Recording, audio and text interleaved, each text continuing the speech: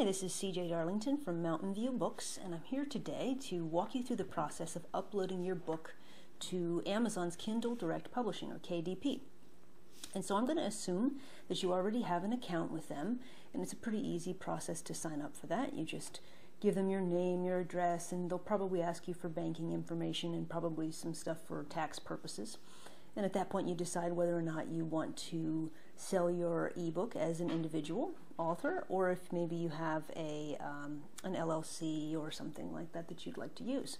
Today we're just going to talk about how to upload your ebook. And I'm also going to assume that you already have your ebook file in the .mobi format, which is a proprietary format Amazon uses. They can also use Word documents, but sometimes if you use a Word document, the conversion process can end up with some errors in it. So you're better off if you have an actual file in the .mobi, I just say Mobi format. And that's something we can help you with if you'd like. We can take your manuscript and format it for you, and so you can get it exactly the way you need it to be. You can check out our website, mountainviewbooks.com, if you're interested in that. Okay, but today we're going to talk about the upload. And Amazon has changed some of their interface a little bit recently, so we're going to just start from scratch. First thing you want to do, as you can see, I'm already logged into the Kindle Direct Publishing portal, and it asks you here about creating a new title, and we're going to click on Kindle ebook. Okay, I'm just going to log in here. I thought I was already logged in. Okay, so it's a really easy process so far. They're going to ask you what the primary language of your ebook is, and then they're going to ask you for the title. And we're going to do today one of my recent books. It's called Alice and Henry and the Creatures of Tyrone. And in this case, I do not have a subtitle. That would work well, though, if you had a nonfiction book that you had a subtitle for. And then they ask you about the series information. In this case, I don't have a series for this book yet. You would put that here, though, your series name and your series number if you have it. Edition number, if this is a revised second edition of a project, you would put that here. And then you want to put your author name. In this case is mine, CJ Darlington, or actually I believe first name and then last name. Okay, and it's going to ask you here if you have any other contributors. In this case it's just me, but sometimes if you have multiple authors you would put them here. Okay, and then we have your description of your book. And in this case, I already have my description all written out. They give you 4,000 characters, which is a good amount. And I'm going to just copy that here. Then they're going to ask you about publishing rights, whether you own the copyright, or if it's a public domain work. In this case, I own the copyright, and that's going to be the option for most books. Then it gives you the option to put 7 search keywords. And those are things you want to choose wisely. You don't want to be too general, but I like to have maybe a few general, like in this case it would be children's fantasy, and then also maybe some more specific keywords, like I might put something like talking animal stories, or I might put, if it's a, you could put something with keywords that you think somebody's going to be searching for with your book.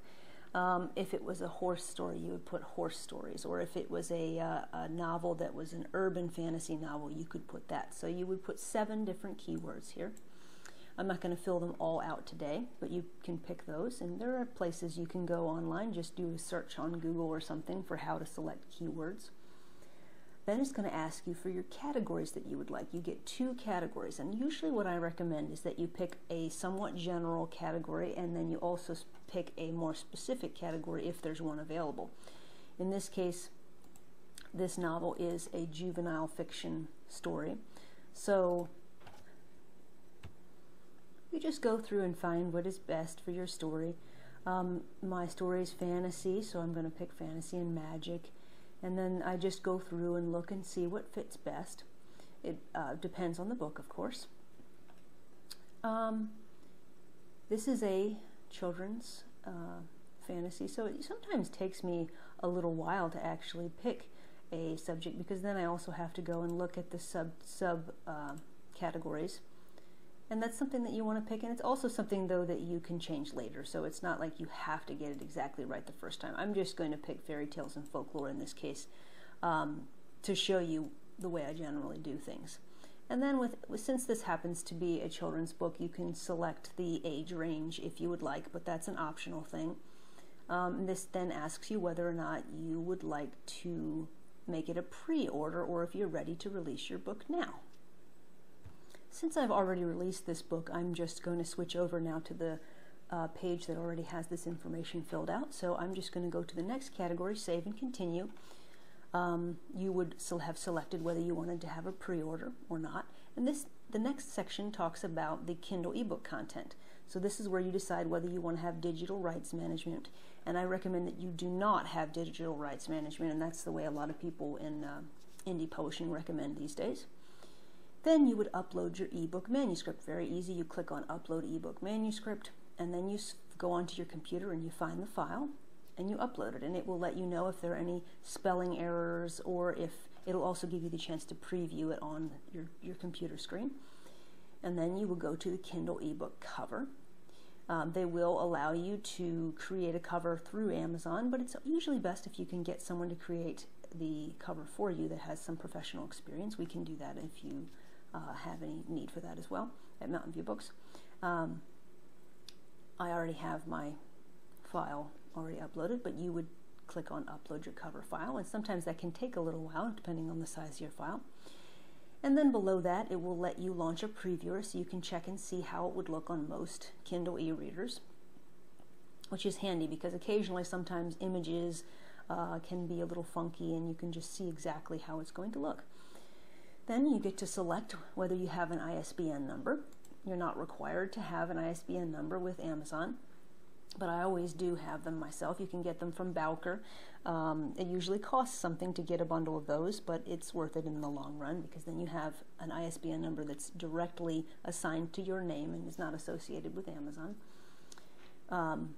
And then if you are publishing your book under an imprint of some kind, you would put that here under publisher, but again, that's an optional thing. You don't have to do it. So then we're going to click Save and Continue and go to the next section, which I believe is about pricing.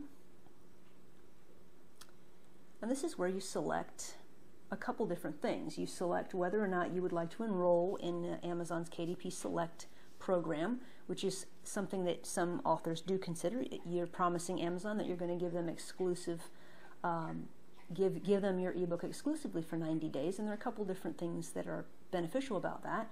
It enables you to create a sale very easily for your book. You can offer it for free for 5 days out of the, I believe it's 5 days out of the 90 if you decide, or you can offer it in a countdown deal. It will also allow people to borrow your book for a certain amount. So there are benefits to that. In this case, I did not do that with this book. Then I select what territories I would like to have my book available in, and I always select all territories. There are certainly reasons why you might want to do individual territories, but I always click all territories. Royalty and pricing, you decide the price that you want, obviously, for your book.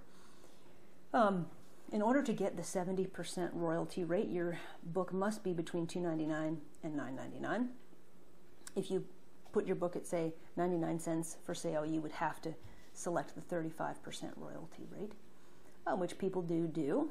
But in this case, my book is priced at $2.99.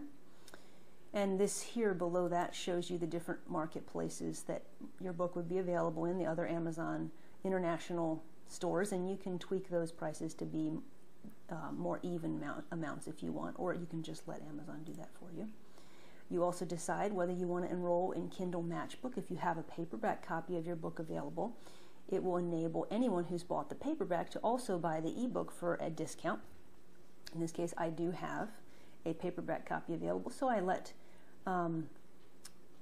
my readers buy it for a lot less, 99 cents.